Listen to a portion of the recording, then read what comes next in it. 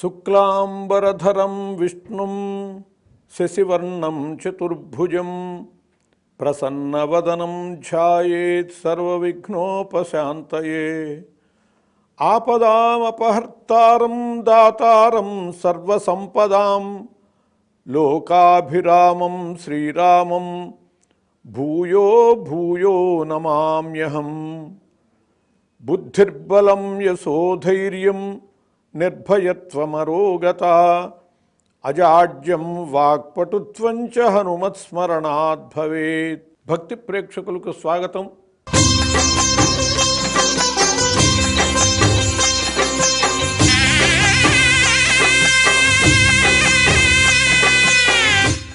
మనం అమృత కలశంలో శ్రీరామ పూజా ఫలాన్ని గురించి తెలుసుకుంటున్నాం. ముఖ్యంగా అసలు ఆ శ్రీరాముని యొక్క అవతారం ఎందుకు వచ్చింది, ఎప్పుడు వచ్చింది, ఎలా వచ్చింది అనేది తెలుసుకుని ఆయన పూజించేటటువంటి విధానాలు తెలుసుకోవాలి. కృతయుగంలోనే స్వయంభవ మనువు శతరూప వీళ్ళిద్దరూ కూడా నైమిషారణ్యంలో వాసుదేవ ద్వాదశాక్షరితో కఠోరమైనటువంటి తపస్సు చేశారు. అలా తపస్సు చేస్తే శ్రీమన్నారాయణుడు సాక్షాత్కరించాడు. కావలసినటువంటి వరం ఏమిటో కోరుకోండి అని అంటే ఆ స్వయంభవ మనువు శతరూప కూడా నారాయణమూర్తిని కోరారు. మహానుభావ, నీవు మాకు 3 జన్మలలో పుత్రుడివి కావలసింది అని చెప్పి కోరుకున్నారు. అలాగే శ్రీమన్నారాయణుడు వరమిచ్చాడు. అలా ఆ స్వయంభవ మనువు శతరూప అనేటటువంటి వాళ్లే తర్వాత వచ్చినటువంటి త్రేతాయుగంలో దశరథుడిగా కౌసల్యగా పుట్టారు. తర్వాత ద్వాపర యుగంలో వసుదేవుడు దేవకిగా పుట్టారు. కలియుగంలో కలికి తల్లిదండ్రులుగా కూడా విష్ణు శర్మ దేవప్రియ అనేటటువంటి వాళ్ళే పుట్టబోతూ ఉన్నారు. అలా త్రేతాయుగంలో శ్రీమన్నారాయణుడు దశరథునకు కౌసల్యకి పుత్రుడిగా పుట్టేటటువంటి వరం ఇచ్చున్నందువల్ల అలా పుట్టవలసినటువంటి పరిస్థితి వచ్చింది. అంతేకాదు మానవ మాతృడుగా అవతరించటం కూడా అవసరమైంది. ఎందువల్ల అంటే రావణాసురుడు విశ్రవోబ్రహ్మకి కైకసికి పుట్టినటువంటి వాడు. ఆయన ఉత్తమమైనటువంటి బ్రాహ్మణ వంశంలో పుట్టినవాడే. కానీ ఆ కైకసి సంధ్యా సమయంలో కూడనటువంటి సమయంలో భర్తని కోరటం వల్ల రాక్షసుడుగా పుట్టాడు రావణుడు. పుట్టి బ్రహ్మను గురించి తపస్సు చేశాడు. బ్రహ్మదేవుడు సాక్షాత్కరిస్తే ఆ బ్రహ్మని కోరుకున్నాడు. ఎవరైనా సరే భయపడేది మృత్యువుని గురించేను, కాబట్టి ఆ మృత్యువు లేకుండా వరం ఇవ్వవలసింది అని కోరుకున్నాడు. కోరుకుంటే బ్రహ్మదేవుడు దానికి అంగీకరించలేదు.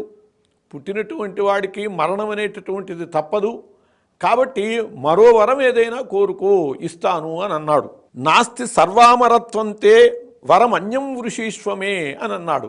సర్వామరత్వం అనేటటువంటిది కుదిరేది కాదు అని అంటే అప్పుడు రావణాసురుడు వరం కోరుకున్నాడు. సుపర్ణ నాగయక్షాణం దైత్య దానవ రక్షసాం అవధ్యోహం ప్రజాధ్యక్ష దేవతానాంచ శాశ్వత. నేను పక్షులకి కానీ నాగులకి కానీ దేవతలకి కానీ రాక్షసులకు కానీ గంధర్వులకు కానీ ఎటువంటి వాళ్ళకి నేను అవధ్యుణ్ణిగా ఉండాలి. వాళ్ళెవరూ నన్ను చంపగలిగే పరిస్థితి ఉండకూడదు. నహి చింతా అమానుష్యే ప్రాణిశ్రవర పూజిత నహి చింతాం అమాన్యే. మనుష్యుల విషయంలో నాకు చింత లేదు. తృణభూతాహిమే మన్యే ప్రాణినో మానుషాదయ. మనుష్యులు మొదలైనటువంటి వాళ్ళు నాకు గడ్డిపోచతో సమానం. అందువల్ల వాళ్ళని గురించి నాకు ఎటువంటి భయం లేదు. మిగతా వాళ్ళెవరి నుంచి కూడా నాకు మరణం లేకుండా చేయవలసింది అని చెప్పి కోరుకున్నాడు రావణాసురుడు. కాబట్టి మానుష రూపంలో మాత్రమే రావణాసురు సంహారం కోసమని పుట్టవలసి వచ్చింది. ఆ విధంగానే శ్రీమన్నారాయణుడు మనుష్యునిగా అవతరించాడు దశరథునకు. దశరథునకు 350 మంది భార్యలు ఉన్నారు. కౌసల్య, సుమిత్ర, కైక, కాక. కానీ వీళ్ళెవ్వరికీ సంతానం లేదు. ఆయన చాలా దిగులు పొందుతూ ఉన్నాడు. వార్ధక్యం వస్తోంది కానీ సంతానం లేదు అని చెప్పి. అలాంటి దశలో మంత్రిమండలితో సమావేశమయ్యి సంతతి కోసమని ఏ యజ్ఞాలు చేస్తే మంచిది అని ఆలోచిస్తూ ఉంటే అశ్వమేధ యాగం వల్ల పుత్రకామేష్టి యాగం వల్ల సంతతి కలుగుతుంది అని చెప్పి అది కూడా ఋష్యశృంగుని ఆధ్వర్యంలో కనుక నిర్వహించేటట్లయితే తప్పకుండా కలుగుతుందని కృతయుగంలోనే సుమంత్రుడు విన్నటువంటి మాట, కృతయుగంలోనే చెప్పుకున్నటువంటి మాట తాను విన్నానని అది చెప్పటం వల్ల ఆ విధంగానే అశ్వమేధ యాగం చేశాడు, పుత్రకామేష్టి నిర్వహించాడు. ఆ సమయానికి దేవతలందరూ కూడా వచ్చి సిద్ధంగా ఉన్నారు వాళ్ళకి సంబంధించినటువంటి హవ్యములు స్వీకరించడం కోసమని. ఆ సమయంలో దేవతలందరూ విష్ణుమూర్తిని ప్రార్థించారు, మహానుభావ ఈ దశరథుడు అన్ని విధాలా కూడా అర్హమైనటువంటి యోగ్యుడైనటువంటి వాడు, అందువల్ల వాని గర్భవాసాన నువ్వు పుట్టవలసినది, రావణుని సంహరించవలసినది అని చెప్పి కోరితే అలాగే అని చెప్పి అభయం ఇచ్చాడు. అప్పుడు బ్రహ్మదేవుడు చెప్పాడు దేవతలందరికీ కూడా, మీరందరూ కూడా మీ మీ అంశలతో అప్సరసల నుండి మిగతా గంధర్వాది కన్యల నుండి మీరు వానర జాతిని పుట్టించవలసినది. శ్రీమన్నారాయణుడు రాముడిగా అవతరించబోతున్నాడు, ఆయనకి సహాయార్థం మీరందరూ కూడా వానర జాతి పుట్టించండి అని చెప్పి దేవతలకి చెప్పడం జరిగింది. కాబట్టి వానరులందరూ కూడా దేవతల అంశతో వచ్చినటువంటి వాళ్ళే. హనుమంతుడు వాయుదేవుడి అంశతో వచ్చాడు, వాలి ఇంద్రుడి అంశతో వచ్చాడు, సుగ్రీవుడు సూర్యుని వంశతో వచ్చాడు.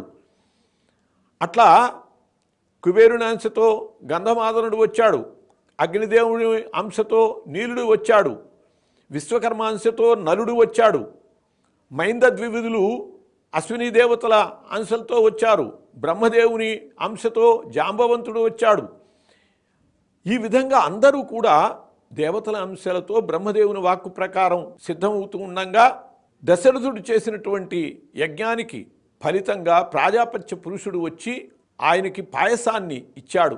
ఆ పాయసాన్ని స్వీకరించి ప్రాజాపత్య పురుషునికి ప్రదక్షిణం చేశాడు. భార్యలకి దాన్ని ఇచ్చేటట్లయితే సంతానం కలుగుతుంది అని చెప్పటం వల్ల ఈ పాయసాన్ని తీసుకెళ్ళి దశరథ మహారాజు ఆ మొత్తాన్ని సగం చేసి కౌసల్యకి ఇచ్చాడు. అలా మిగతా సగాన్ని మళ్ళీ సగం చేశాడు, పావు అది సుమిత్రకి ఇచ్చాడు. మిగతా పావు కైకకి ఇస్తే సుమిత్ర కైకలకి సమానం అవుతుంది. అందుకోసం మళ్ళీ దాన్ని 2 భాగాలు చేశాడు. అంటే 1/8 వంతు 2 భాగాలు చేశాడు. ఒక భాగం కైకకి ఇచ్చాడు, మళ్ళీ ఆ 2వ భాగమైన 1/8 వంతు సుమిత్రకి ఇచ్చాడు. అందువల్లే సుమిత్రకి లక్ష్మణుడు శత్రుఘ్నుడు 2 పుత్రులు పుట్టారు. కైకకి భరతుడు, కౌసల్యకి అందరికంటే జ్యేష్ఠుడు, అందరికంటే ఎక్కువ భాగాన్ని వహించి ఉన్నటువంటి శ్రీరామచంద్రుడు జన్మించడం జరిగింది. ఈ జననం ఎప్పుడు జరిగినది అంటే వైవస్వత మన్వంతరంలో 24వ మహాయుగంలో వచ్చినటువంటి త్రేతాయుగంలో 4వ భాగంలో, త్రేతాయుగపు 4వ చరణంలో విలంబినామ సంవత్సర, ఇప్పుడు మనం హేమలంబనామ సంవత్సరంలో ఉన్నాం. వచ్చే సంవత్సరం విలంబనామ సంవత్సరం, అంటే శ్రీరాముడు పుట్టినటువంటి సంవత్సరం. తప్పకుండా మళ్ళీ ఆ శ్రీరాముడు పుట్టిన సంవత్సరంలోనే అయోధ్యలో ఆయన ప్రతిష్ఠితుడు అవుతాడు అని చెప్పి అందరం కూడా ఆశిద్దాం. అటువంటి విలంబినామ సంవత్సరంలో చైత్రశుద్ధ నవమి నాడు పునర్వసు నక్షత్రంలో బుధవారం నాడు కర్కాటక లగ్నంలో పుట్టాడు శ్రీరామచంద్రుడు. ఆ శ్రీరామచంద్రుని యొక్క జనన సమయానికి కర్కాటక లగ్నంలో చంద్రుడున్నాడు. 5 గ్రహాలు ఉచ్ఛలో ఉన్నాయి. రవి మేషంలో ఉచ్ఛలో ఉన్నాడు, గురుడు కర్కాటకంలో ఉచ్ఛలో ఉన్నాడు, కుజుడు మకరంలో ఉచ్ఛలో ఉన్నాడు, శని తులలో ఉచ్ఛలో ఉన్నాడు, శుక్రుడు మీనంలో ఉచ్ఛలో ఉన్నాడు. పంచోచ్చే లోకనాయక అని చెప్పి శాస్త్రం చెబుతోంది, జ్యోతిష్య శాస్త్రం. ఆ విధంగా 5 గ్రహాలు ఉచ్ఛలో ఉండటం వల్ల లోకనాయకుడు కానీ శ్రీరామచంద్రుడు ఇప్పటికి కూడా ఏమి కావాలి అంటే రామరాజ్యం కావాలి, నిరంతరము ఆ శ్రీరామునే స్మరించేటటువంటి పరిస్థితి ఈనాటికి కూడా ఉన్నదంటే అటువంటి జననం ఆయనది. అట్లా పుట్టాడు. ఒక్క బుధుడు మాత్రం నీచ అంశలో ఉన్నాడు కాబట్టి ఆ బుధుడి మహర్దశ అంతా కూడా అరణ్యవాసంలో గడిచింది శ్రీరామునకు. అలా పూర్తిగా శ్రీరాముని యొక్క జీవితం జ్యోతిష శాస్త్రానికి పూర్తిగా అన్వయిస్తుంది. ఎందుకంటే జరిగినది కాబట్టి. ఇది కల్పిత గాథ కాదు, సాక్షాత్తు శ్రీరామచంద్రుడు జీవించాడు. ఈ విషయాన్ని మనం చెప్పటమే కాదు, నాసా అంతరిక్ష పరిశోధకులు కూడా, అమెరికా వాళ్ళు కూడా 19 లక్షల సంవత్సరాల క్రితము ట్రైబల్ కింగ్ ఆ వారధి నిర్మాణం చేశాడు అని చెప్పి అమెరికా వాళ్ళే వ్రాసుకున్నారు. ట్రైబల్ కింగ్ అని ఎందుకన్నారంటే కోతులు కొండముచ్చులతో కదా వెళ్ళి వారధిని నిర్మించింది. వాళ్ళు ఆ భావంతో అన్నారు. అట్లా వాళ్లే 19 లక్షల నాడు సంవత్సరాల క్రితం పుట్టాడు అని చెప్పి శ్రీరాముని గురించి ఆయన పుట్టుక యథార్థము అని చెప్పి అంగీకరించారు. అయోధ్యలో కూడా పరిశోధనలు జరిగి రాష్ట్రపతి యొక్క ఆదేశం మేరకు సుప్రీంకోర్టు పరిశోధనలు జరిపించి అక్కడ శ్రీరాముడు పుట్టినటువంటి చోట మందిరం ఉన్నదని అవన్నీ కూడా తేల్చడం జరిగింది. ఇవన్నీ కూడా పరమ ప్రామాణికమైనటువంటి ఇతిహాస విషయాలు తప్పితే ఇది కట్టుకథలు కాదు. అలా శ్రీరామచంద్రుడు అద్భుతమైనటువంటి జననాన్ని శ్రీరామ నవమి నాడు పొందాడు. చంద్రుడు స్వక్షేత్రంలో ఉన్నాడు. శ్రీరాముడు పుట్టినటువంటి సమయానికి సమస్త దేవతలు వచ్చారట అక్కడికి. మానవుడిగా శ్రీమన్నారాయణుడు అవతరిస్తున్నాడు, ఆయన్ని దర్శించాలి అని చెప్పి ఆ నవమి ఘడియల్లో అందరూ వస్తే ఒక్క చంద్రుడు మాత్రము రావటానికి వీల్లేకపోయింది. ఎందువల్లంటే పట్టపగలు పుట్టాడు కాబట్టి. ఆ పరిస్థితిలో చంద్రుడు చాలా దుఃఖించాట. దయామయుడైనటువంటి శ్రీరాముడు ఆ చంద్రునికి అభయం ఇచ్చాడు. అందరూ ఉండి నువ్వు లేకపోయావని చెప్పి బాధపడుతున్నావు చంద్రా, ఈ మాట నువ్వు ఒక్కడివే ఉండేటట్లు ఇంకెవ్వరూ లేకుండా పుడతాను అని అన్నాడు. అట్లాగే కృష్ణ జన్మలో ఒక్క చంద్రుడు తప్పితే మిగతా ఏ దేవతలు లేరు, అందరూ నిద్రలో ఉన్నారు, ఎవరికి వాళ్ళు ఎవరి పనులలో వాళ్ళు ఉన్నారు. ఎక్కడా కూడా ఒక చంద్రుడు తప్పితే ఎవరు లేరు. అంతేకాదు ఆ చంద్రుడిని నామమునందు కూడా ధరించాడు. చంద్రుడి మీద ఉన్నటువంటి అభిమానంతో శ్రీరామచంద్రుడయ్యాడు ఆయన. శ్రీరాముడు సూర్యవంశం వాడు, మరి చంద్రుడేమిటి అని అంటే దానికి కారణము ఆయన యొక్క దయామయత్వం. అటువంటి శ్రీరామనవమి నాడు శ్రీరాముడు పుట్టినటువంటి రోజున ఇవన్నీ కూడా పర్వదినాలే. పునర్వసు, బుధవారము, ఇవన్నీ కూడా ఆయనకి ఇష్టమైనటువంటి రోజు. అలా ఆయనకి విలంబినామ సంవత్సరంలో చైత్రశుద్ధ నవమి నాడు పుడితే చైత్ర బహుళ సప్తమి నాడు నామకరణం చేయటం జరిగింది. వశిష్ఠ మహర్షి రామ అనేటటువంటి శబ్దాన్ని ఆయనకి పేరుగా నిర్ణయించటం జరిగింది. అక్కడి నుంచి ఆయన అల్లారు ముద్దుగా పెరిగాడు. దశరథునకు లేక కలిగినటువంటి సంతానం, అందులో కూడా సాక్షాత్తు శ్రీమన్నారాయణుని యొక్క అవతారంగా ఆయన గత జన్మల్లో తపస్సు చేసి సంపాదించుకున్నటువంటి వాడవటం వల్ల అలా పెరిగి పెద్దవాడయ్యాడు. ఆయనకి 12 ఏళ్ళు వచ్చే సమయానికి దశరథుడు ఆలోచన చేశాడు, పిల్లలకి పెళ్ళిళ్ళు చేస్తే బాగుంటుంది అని చెప్పి అందరితో సమావేశమయ్యాడు. సరిగ్గా అదే సమయానికి ద్వారపాలకుడు వచ్చి, అయ్యా విశ్వామిత్ర మహర్షి తమ కోసం వచ్చారు అని చెప్పేటప్పటికీ దశరథుడు అర్ఘ్యపాద్యాదులతో ఆయనకు స్వాగతం చెప్పి ఆయన్ని సగౌరవంగా కూర్చోపెట్టి, అయ్యా మీరు ఎందుకు వచ్చారు అని అడిగాడు. విశ్వామిత్రుడు చెప్పాడు, నేను యజ్ఞాన్ని నిర్వహిస్తూ ఉంటే దానికి భంగాలు జరుగుతున్నాయి, దాన్ని రక్షించటం కోసమని నీ కుమారుడైనటువంటి రాముణ్ణి పంపవలసినది అని. మీరు ఏది కోరితే అది ఇవ్వటానికి దాసుడు సిద్ధంగా ఉన్నాడు అని అన్నటువంటి దశరథుడు రాముణ్ణి పంపనేటప్పటికల్లా ఒక్క మాటగా గతుక్కుమన్నాడు, ఊనషోడశవర్ణో మే రామో రాజీవలోచన. మహానుభావ, నా కుమారుడు 16 ఏళ్ళు కూడా రాలేదు, మీ యాగరక్షణ కోసమని వాడేందుకు, నేను వస్తాను అని అన్నాడు. అంటే అలా కాదు, మారీచుడు సుబాహుడు అనేటటువంటి రాక్షసులు చాలా దుర్మార్గులు, వాళ్ళు యాగానికి భంగం కలిగిస్తున్నారు అనేటప్పటికి, అయ్యో అంత రాక్షసులతోనా నా కుమారుడు పోరాడేది, నేను సర్వసైన్యంగా వస్తాను తప్పితే లేక పుట్టినటువంటి నా కుమారుని అలా పంపలేను అని చెప్పాడు. అతడు ఆ పని చేయటానికి చిన్నపిల్లవాడు చాలడు అనేటట్లు చెబితే అప్పుడు విశ్వామిత్రుడు అన్నాడు, అహం వేద్మి మహాత్మానం రామం సత్యపరాక్రమం వశిష్ఠోపి మహాతేజ ఏ చేమే తపస్సి స్థితా. నీకేమి తెలుసయ్యా నీ కుమారుడు యొక్క విశిష్టత?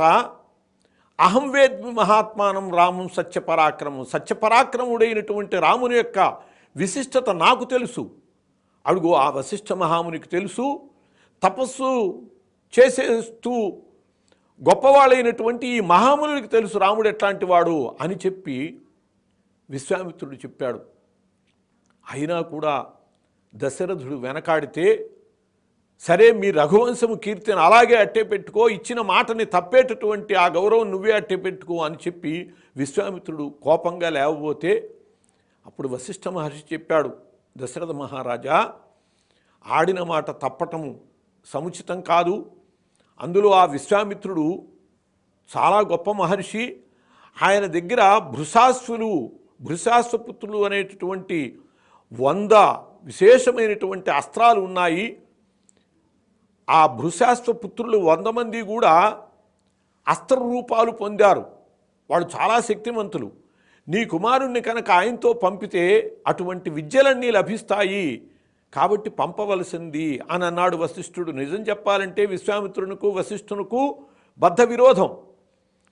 అయినా కూడా ధర్మం కోసమని నిలబడేటటువంటి మనస్తత్వాలు కాబట్టి మహర్షులవి ఆయనతో పంపమంటే లక్ష్మణుడితో సహా రాముణ్ణి పంపించాడు. అలా విశ్వామిత్రుడు వాళ్ళని తీసుకువెళ్ళి సరయూ నది తీరానికి వెళ్ళి అక్కడ వాళ్ళని ఆచమనం చేయమని చెప్పి బల అతిబల అనేటటువంటి విద్యలు నేర్పాడు. ఈ బల అతిబల విద్యల వల్ల వాళ్ళకి ఆకలి కానీ దప్పిక కానీ ఇట్లాంటివేమీ ఉండవు. ఎంత దూరమైనా స్వేచ్ఛగా ఆ మునితో పాటు వెళ్ళగలుగుతారు. అటువంటి స్థితిని వాళ్ళకి ఇచ్చాడు. ఆ తరువాత ఇంకా కొంత దూరం వెళ్ళి గంగా తీరానికి ఆ ప్రాంతానికి వెళ్ళాక అక్కడ విశ్రాంతి తీసుకున్నారు. ఆ తెల్లవారుజామున విశ్వామిత్రుడు శ్రీరామచంద్రుడిని నిద్రలేపాడు. పట్టుపరుపుల మీద పడుకునేటటువంటి వాడు ఆకుల మీద పడుకున్నటువంటి అటువంటి రాముణ్ణి నిద్రలేపాడు. కౌసల్య సుప్రజా రామ పూర్వ సంధ్యా ప్రవర్తతే ఉత్తిష్ట నరశార్దూల కర్తవ్యం దైవమాన్నికం అని చెప్పి ఆ అద్భుతమైనటువంటి ఆ మేలుకొల్పే శ్లోకము ఈనాటికి కూడా వెంకటేశ్వర స్వామి సుప్రభాతం ఆరంభంలో అది మన చేత పఠింపబడుతూ ఉన్నది. ఆ విధంగా విశ్వామిత్రుడు శ్రీరాముణ్ణి తీసుకువెళ్ళి సిద్ధాశ్రమానికి వెళ్ళి ఆ సిద్ధాశ్రమంలో అద్భుతంగా తను యాగాన్ని నిర్వర్తించాడు. 6 రోజుల యాగం. ఆ యాగాన్ని నిర్వర్తిస్తే ఆ సందర్భంలో శ్రీరాముడు యాగ సంరక్షణ చేస్తూ 6వ రోజు ఒక్క మాటుగా అగ్నులు ఉప్పొంగాయి. ఏమిటి అని అంటే అదిగో రాక్షసులు రాబోతున్నారు అని చెప్పాడు. మారీచి సుబాహులు వచ్చారు ఈ యజ్ఞాన్ని ధ్వంసం చేయటానికి. వెంటనే మానుషాస్త్రంతో మారీచుడిని కొట్టాడు. 100 యోజనాల దూరంలో సముద్రంలో పడ్డాడు మారీచుడు, చావలేదు. ఇలా అయితే లాభం లేదని చెప్పి దైవికమైనటువంటి అస్త్రంతో ఆగ్నేయాస్త్రంతో సుబాహుణ్ణి కొట్టాడు, చచ్చిపోయాడు. మిగతా రాక్షసులందరూ కూడా సంహరింపబడి వెళ్ళిపోయారు. దీనికి నిర్విఘ్నంగా యజ్ఞం పూర్తయింది. ఆ శ్రీరాముని యొక్క దెబ్బ ఎటువంటిది అంటే మారీచుడు చెబుతాడు, రావణుడితో చెబుతాడు, రావణ ఆ రాముణ్ణి ఇప్పటికి కూడా నేను మర్చిపోలేను. రాముడంటే అంత హడలిపోతున్నాను. రాముడంటేనే కాదు, అసలు రా అనే అక్షరంతో మొదలైతే ఏ శబ్దాన్ని విన్నా నాకు భయంగానే ఉంది. రత్నము అన్నా రథము అన్నా కూడా రా అనేటప్పటికల్లా రాముడే గుర్తుకొస్తున్నాడని చెబుతాడు. అది రాముని యొక్క పరాక్రమము దెబ్బ అంటే. అది మారీచుడు చవి చూశాడు. అనంతరం విశ్వామిత్రుడు రామలక్ష్మణులను తీసుకుని మిథిలా నగరానికి వెళ్ళాడు. అక్కడ ధనుర్యాగం చేస్తూ ఉన్నాడు. ఈ లోపల అహల్య శాప విమోచనం కూడా చేయటం జరిగింది శ్రీరాముని వల్ల అటువంటి మహత్కార్యాలు చాలా నెరవేర్చుకుంటూ వెళ్ళాడు విశ్వామిత్రుడు. 12 ఏళ్ల వయస్సులో వివాహాన్ని గురించి ఆలోచించే సమయంలో విశ్వామిత్రుడు రావటము అంటే సాక్షాత్తు ఆయన గురువుగా వచ్చాడు. శ్రీరామునికి కావలసినటువంటి శస్త్రాస్త్ర విద్యలన్నీ ఇచ్చాడు. గురువైనటువంటి వాడు విద్యలు పూర్తయిపోయాక స్నాతకోత్సవంతో ఆశీర్వదించాలి. ప్రజాతంతుం నామయవచ్చేత్సి అని చెప్పి వివాహం చేసుకోమని చెప్పి ఆశీర్వదించాలి.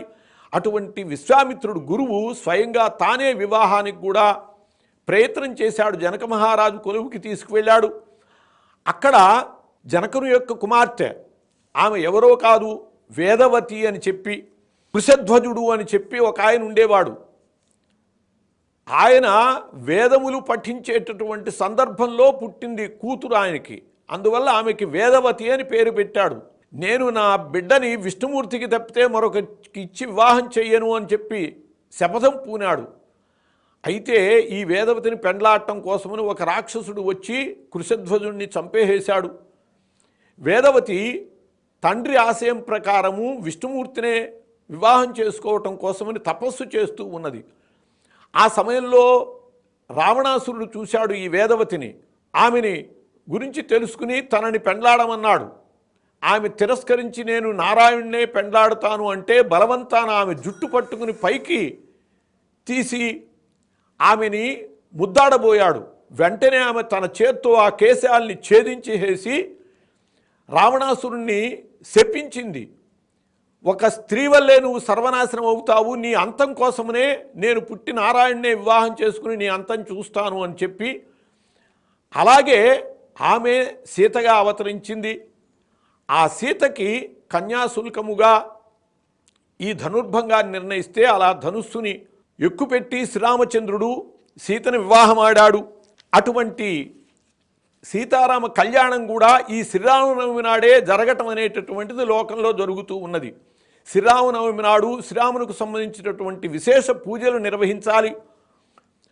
నవావరణ పూజ చెయ్యాలి శ్రీరామునకు. నవావరణ పూజ అంటే సీతారాముల్ని మధ్యలో ఉంచి వెనక లక్ష్మణుడు, ముందు హనుమంతుడు, కుడివైపున భరతుడు, ఎడంవైపున శత్రుఘ్నుడు, ఆగ్నేయంలో అంగదుడు, ఈశాన్యంలో విభీషణుడు, వాయువ్యంలో సుగ్రీవుడు, నైరుతిలో జాంబవంతుడు, ఇలా అన్ని దిక్కులా ఉంచి పూజా కార్యక్రమాన్ని నిర్వహించేట్లయితే నవావరణ పూజ అవుతుంది. అట్లాగే రామ పంచాయతన పూజా విధానము, త్రియాయతన పూజా విధానము, ఇలాంటి పూజా విధానాలు అనేకము ఈ శ్రీరామనవమి నాడు నిర్వహించవలసినటువంటి చెప్పబడ్డాయి. అట్లాగే సప్తాహము, రామ సప్తాహము, రామ పారాయణ విధులు, ఇవన్నీ కూడా శ్రీరామనవమి నాడు మనకు కర్తవ్యంగా చెప్పబడ్డాయి. యస్యావతార దివసే తస్య కళ్యాణం ఆచరేత్ అని చెప్పి, ఏ రోజున ఏ అవతారం వచ్చిందో ఆ రోజున ఆ అవతారానికి కళ్యాణం కూడా చేయమని వైష్ణవాగమాలు చెబుతున్నాయి. కాబట్టి శ్రీరామనవమి నాడే శ్రీరామునకు కళ్యాణం కూడా చేయటం జరిగింది. యథార్థంగా పాల్గొన పౌర్ణమి నాడు కళ్యాణం జరిగింది వాళ్ళది. అట్లా శ్రీరామనవమి నాడు శ్రీరామునికి సంబంధించినటువంటి విశేష పూజలు, కళ్యాణము నిర్వహించుకుని లోకమంతా కూడా ఆ సీతారాముల యొక్క అనుగ్రహంతో ఐహిక పారమార్థిక సుఖాలు పొందుతూ శ్రేయస్కరంగా గడుపుతూ ఉన్నది. అలా గడపాలి అని చెప్పి మహర్షుల యొక్క ఆశయం. స్వస్తి.